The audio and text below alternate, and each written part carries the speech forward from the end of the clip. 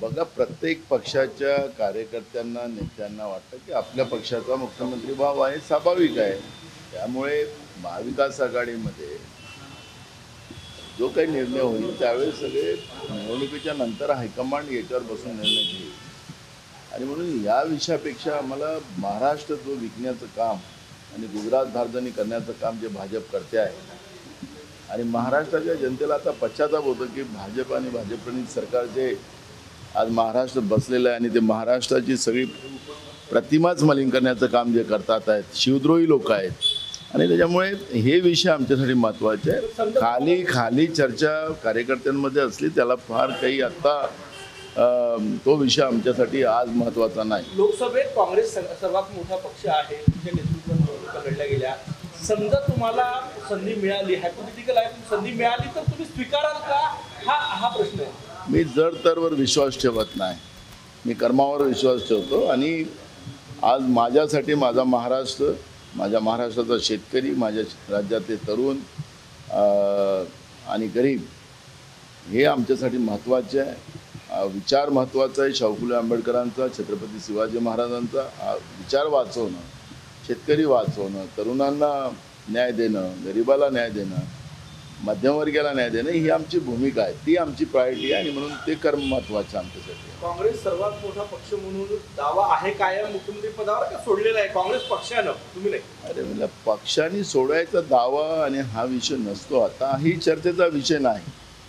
लोकशाहीमध्ये जनता आपल्या मताने सरकार बनवते आणि त्याच्यामुळे जर तरवर आता तुम्ही न जाता महाराष्ट्राची अवदशा जी या लोकांनी करून ठेवली आणि विकासाचं जे मॉडेल महाराष्ट्र असं सांगतात, रस्त्याने चाललेला ट्रकसुद्धा रस्त्याच्या आतमध्ये घुसून जातो, गड्डा पडतो, हा महाराष्ट्राचा विकास आहे का? आणि स्वतः महामहिम राष्ट्रपती महोदयांनी त्याच्यावरची टिप्पणी केलेली आहे. तरी या भाजपच्या आणि त्यांच्या जे सत्तेमध्ये लोक आहेत, एकनाथ शिंदेच्या सरकारमध्ये, ते सांगतात की आम्हीच जेवढा विकास केला ते कोणीच केला नाही. अशा पद्धतीचा हा नकली विकास, भ्रष्टाचारी विकास हा जो यांचा आहे तो महत्त्वाचा आहे. आणि त्याच्यासाठी यांना उघडं करणं, यांचा खरा चेहरा जनतेसमोर आणणं ही भूमिका आमची आहे. आणि म्हणून आमचं लक्ष पूर्ण त्या विषयावर आहे. जागा वाटपाचा निर्णय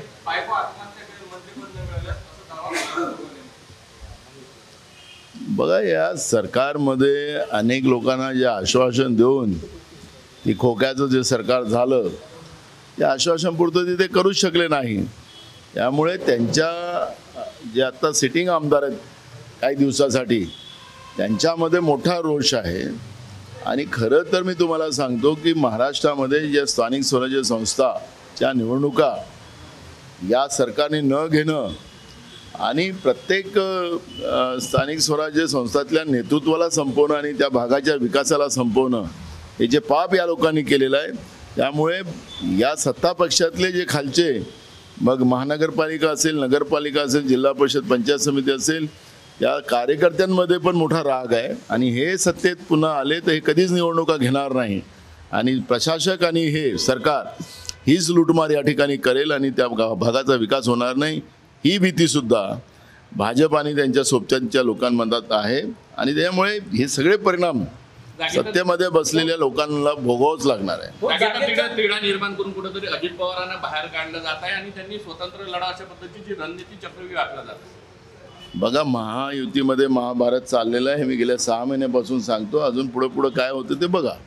तुमचं जागा वाटपाचं मुंबई आणि विदर्भातील जागा वाटपामध्ये कुठेतरी वाद आहे असं महाविकास आघाडीमध्ये घडतंय.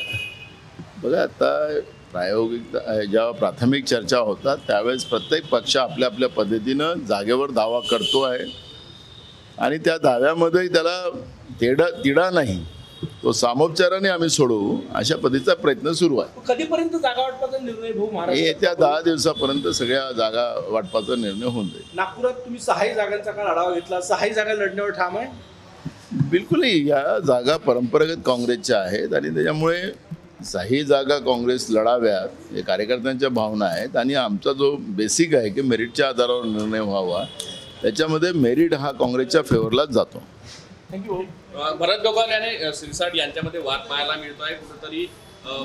एकाला मंत्रिपद मिळालं, दुसऱ्याला मिळालं नाही, त्यामुळे वाद प्रतिवाद सुरू झाले शिंदे गटामध्ये. खोक्याच्या सरकारमध्ये हेच होणार आहे आणि कोणाला जास्त हिस्सा मिळतो हा जो प्रयत्न होता ते आता खोक्याच्या याच्यामध्ये भांडणं सुरू होणार आहे.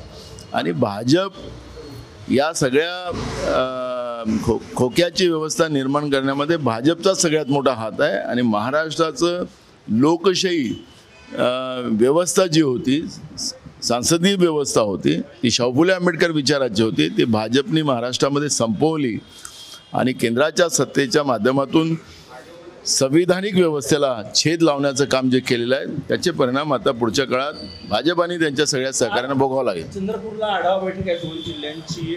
2 जिल्हे मिळून किती जागा लढण्याची तयारी आहे, काय आढावा आहे? बघा, आज कार्यकर्त्यांचे सगळ्यांचं मनोगत ऐकलं जाणार आणि त्याच्या माध्यमातून आम्ही लोक निर्णय घेऊ. देश विदेशातील प्रत्येक घडामोडींचे लाईव्ह अपडेट मिळवण्यासाठी आता साम टीव्हीच्या सर्व सोशल मीडिया प्लॅटफॉर्मला लाईक, फॉलो आणि सबस्क्राईब करा. तसंच सर्व नोटिफिकेशनसाठी बेल आयकॉन प्रेस करायला विसरू नका.